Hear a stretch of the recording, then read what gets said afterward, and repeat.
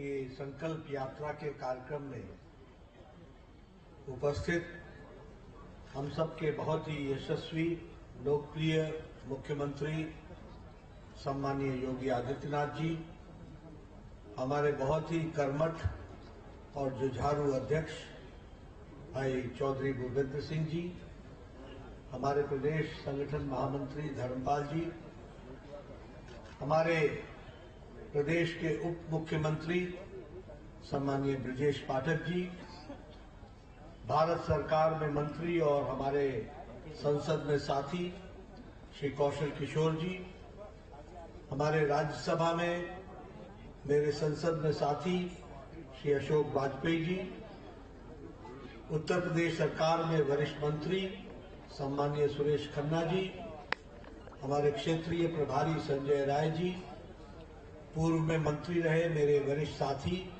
महेंद्र सिंह जी, महानगर के अध्यक्ष आनंद द्विवेदी जी, उपस्थित सभी सांसद, विधायक, हमारे विधान परिषद के सदस्य, सम्मानित मंच और इतनी बड़ी संख्या में विकसित भारत संकल्प यात्रा में आए हुए देवी और सज्जनों और मीडिया के मेरे साथी, प्रिंट मीडिया और इलेक्ट्रॉनिक मीडिया के मेरे साथी।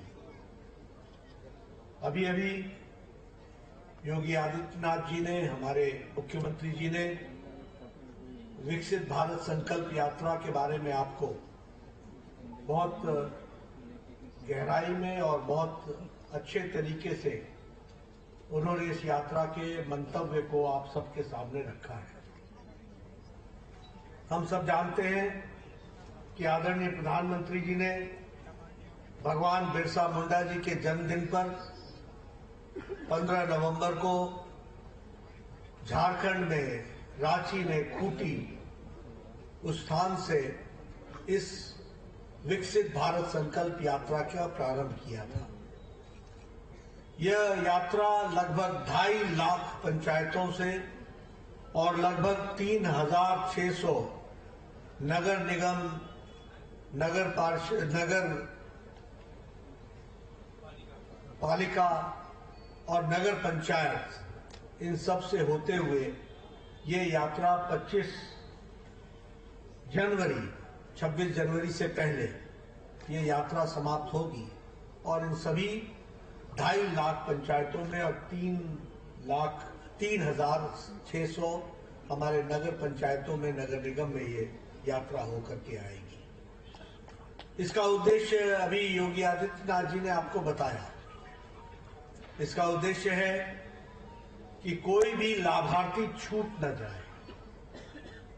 जिनको हमने लाभ पहुंचाया है वह लाभ उस तक पहुंचे और लाभ पहुंचने में उसको कोई कठिनाई नहीं आए।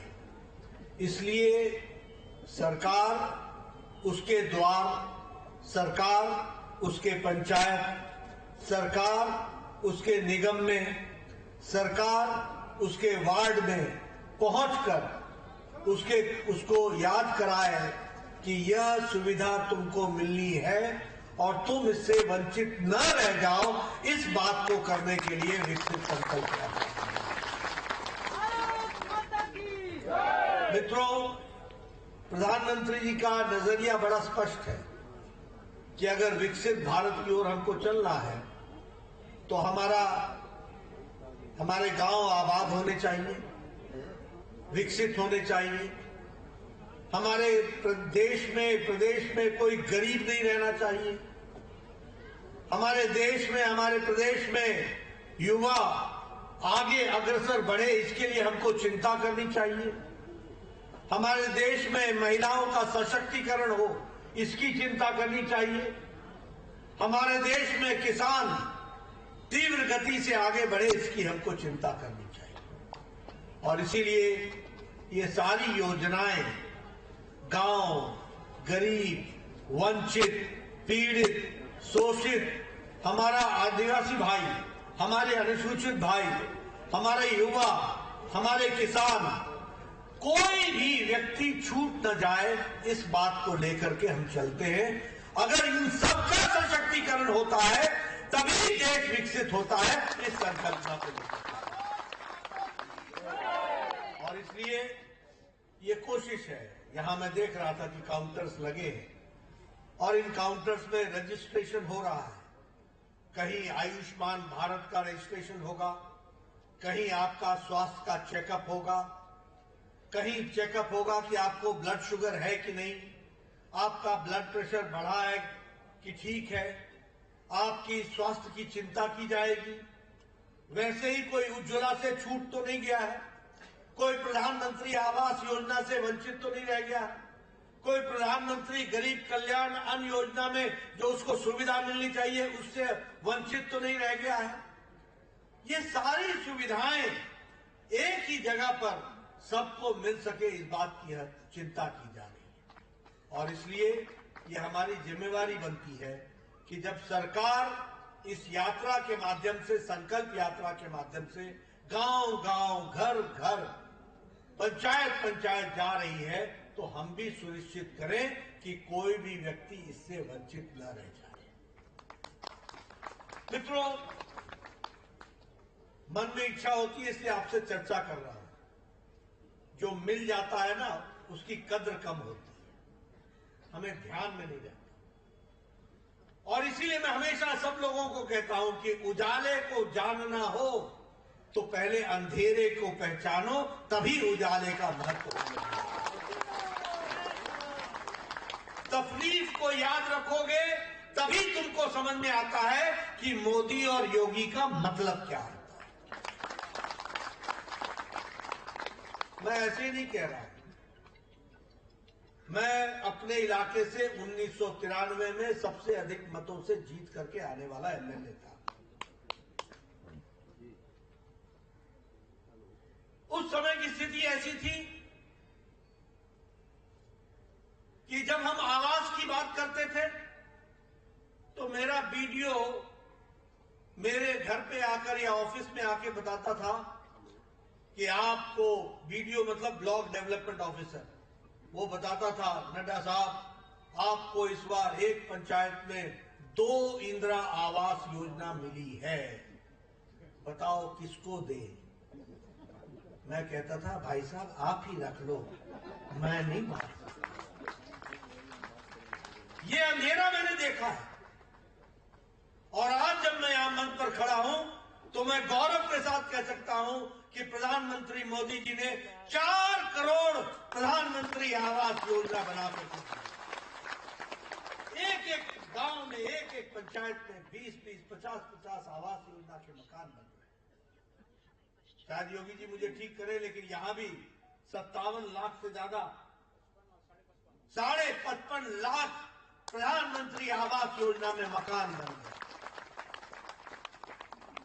अब ये अंधेरा और उजाले का अंतर है, आप समझ लीजिए। मैं जब एमएलए बना तो गांव में जाता था तो बूढ़ी हमसे बम्मा पूछती थी, आ गया तू, बड़े दिनों बाद मिला, गर्मियों में कहां था। मैंने कहा क्या हुआ दादी बताओ। तो बोलती थी कि ये सर में एक बाल नहीं रहे, घड़े उठा उठा के 3-3 किलोमीटर से पानी लाना पड़ा। आज प्रधानमंत्री मोदी जी ने जल जीवन मिशन में घर घर जल, हर घर नल, हर घर जल पहुंचाया। यह है अंधेरे और उजाले का अंतर। यहां बहुत से एमएलए बैठे हैं, मैं भी एमएलए था। सुबह सुबह हमारे यहां लोग आते थे, जनाब इसकी चिंता करो, इसको हार्ट की प्रॉब्लम है, वाल्व लगना है, बाईपास होना है, 5 लाख खर्च होना है, 2 लाख खर्च होना है, 1.5 लाख खर्च होना है, गरीब आदमी है, दे नहीं सकता।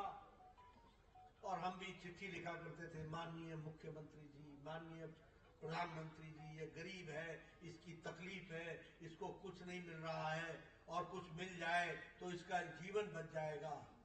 और हम 2 लाख मांगते थे तो 1.5 लाख मिलता था, कभी 75,000 मिलता था। हम भी कहते थे अब वो बेचारा क्या करे, जिसको 1.5 लाख खर्च करना है उसको 75,000 मिलेगा, क्या करेगा वो बेचारा। उसकी जीवन नैया ठीक रहेगी, वो जीवन लीला बचेगी, नहीं मालूम था। ये घटनाएं घटी हुई मैं बता रहा हूं, मैं कोई अतिशयोक्ति नहीं कर रहा हूं। लेकिन मुझे खुशी है कि प्रधानमंत्री मोदी जी के नेतृत्व में मुझे स्वास्थ्य मंत्री के माध्यम से ये काम करने का मौका मिला और प्रधानमंत्री जी ने कहा, नड्डा जी कुछ बड़ा सोचो, देश बड़ा है, हमें बड़ी चिंता करनी पड़ेगी। और मुझे खुशी है कि मुझे 9 महीने के अंदर आयुष्मान भारत दिया गया, जिसमें 55 करोड़ लोगों को, 10 करोड़ 75 लाख परिवारों को 5 लाख रुपए सालाना उनके स्वास्थ्य के गंभीर बीमारियों के इलाज के लिए दिया। 55 करोड़ लोग। और ये लोग कौन है? रेहड़ी वाला, रिक्शा वाला, ठेला वाला, सब्जी वाला, बस का ड्राइवर, बस का क्लीनर, लिफ्ट मैन, होटल में काम करने वाला, ऐसे गरीब लोग, कूड़ेदान से प्लास्टिक इकट्ठा करने वाला, ऐसे गरीब लोगों को प्रधानमंत्री आयुष्मान भारत में 5 लाख रुपए सालाना हेल्थ कवर दिया गया। यह उसकी परिस्थिति की, ये अंतर है जिसको हमको समझना है। आप तो सब शहर में रहने वाले, आपको नहीं मालूम होगा ये उज्ज्वला योजना का मतलब क्या है। मैं बार बार लोगों को सुनाता हूं। गांव में बहनें 5 बजे सुबह उठती थी, जंगलों में जाती थी, पेड़ों पर चढ़ती थी, लकड़ियां काटती थी, बोझा उठाती थी, घर लाती थी, उसको सूखने डालती थी और लकड़ियों को लेकर के वो चूल्हा जलाती थी। और हमारे यहां उसको फूकनी बोलते हैं, आपके यहां भी पता नहीं क्या बोलते हैं, अब तो भूल गए लोग वो फूकनी बोलते, फूकनी, उससे फूकती थी। 200 सिगरेट का लगभग धुआं दिन भर में लेती थी, आंखों में पानी आ जाता था, तब जाकर के घर में चाय बनती थी। यह परिस्थिति थी। आज 9.5 करोड़ बहनों को लाइटर से, कटक से जलाइए, गैस जलाइए, 5 मिनट में चाय पिलाइए, आधे घंटे में भोजन कराइए, परिवार को सुखी रखिए। यह परिस्थिति आ गई।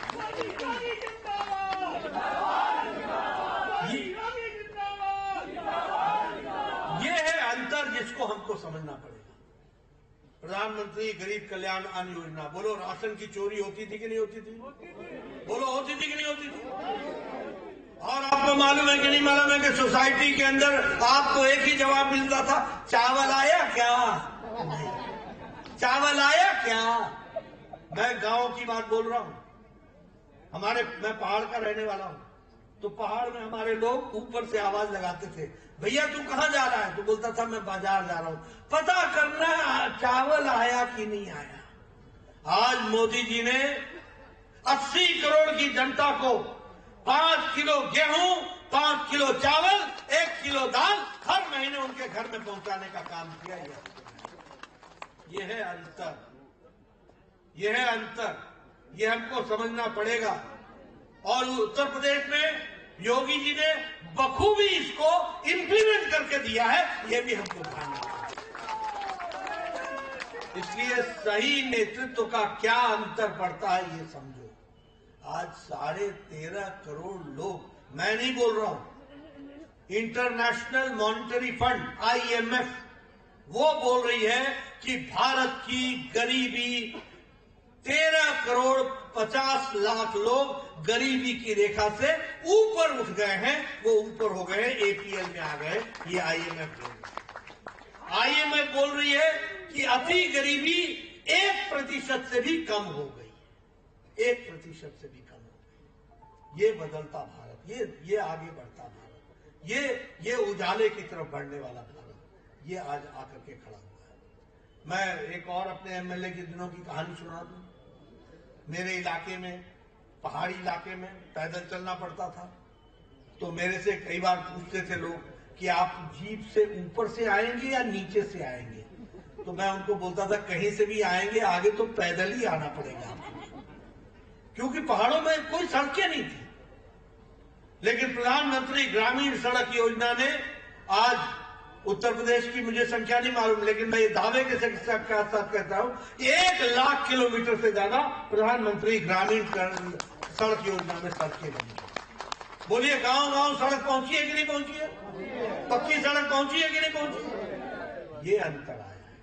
ऐसे ही मेरे को थोड़ा याद आता है इसलिए मैं बताता हूं। पहले जब शादियां होती थी ना, तो बारात जाती थी तो उसकी तैयारी करनी पड़ती थी, कैसे जाएगी, कौन इनका सामान उठाएगा, गांव से गांव कैसे पहुंचेगा। मैं ठीक बोल रहा हूं कि नहीं बोल रहा हूं? ऐसे ही होता था। सबके बिस्तरे जाते थे, व्यवस्थाएं जाती थी, और बहुत से व्यवस्थाओं के साथ आप जाते थे। आजकल आप एक